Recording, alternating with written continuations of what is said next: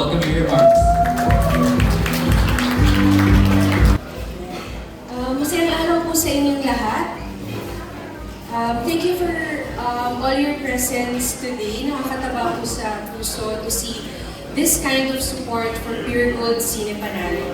First and foremost, I would like to welcome our full-length directors and student director finalists. Totohanan na po talaga.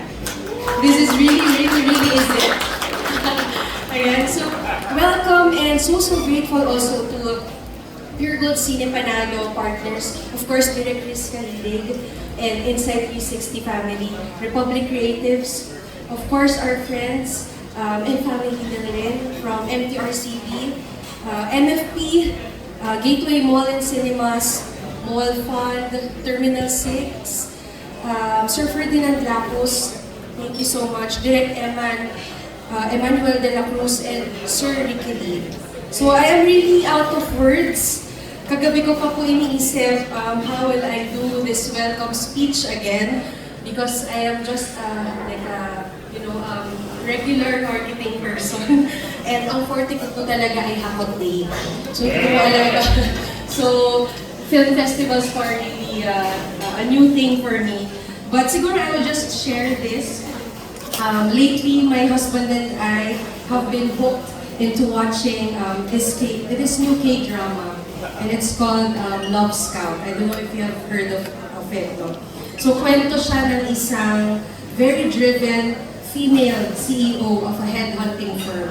Anyway, there was a recent scene kung saan may ka-dinner si female CEO na Kebol, or in our words, or Pinoy lingo, meron siyang ka-dinner na alkasyudad o nakakaangat sa lipunan.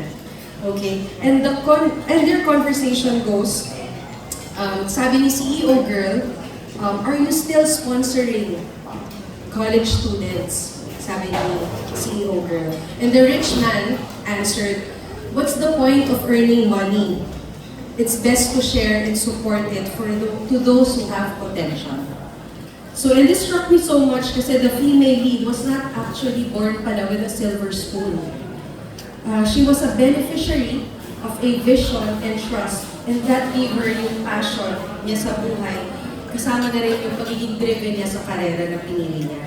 And such is also the core and purpose of Pure Gold Cine Panalo, as envisioned by our Pure Gold President, Vincent Ko. He has so much belief in the Filipino talent and culture, pero nakukulangan lang sa oportunidad. Kaya dito po tumataya ang Pure Gold.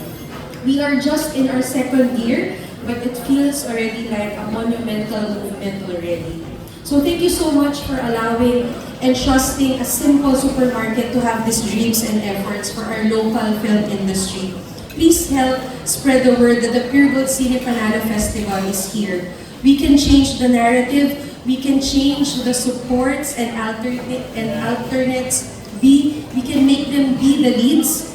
We can change the plot, and we can challenge every ending. So welcome po sa Pure Gold Cine Panalo Film Festival 2025. Always Panalo, hindi ka lang Pilipino, and masayang araw po sa ating lahat. Thank you.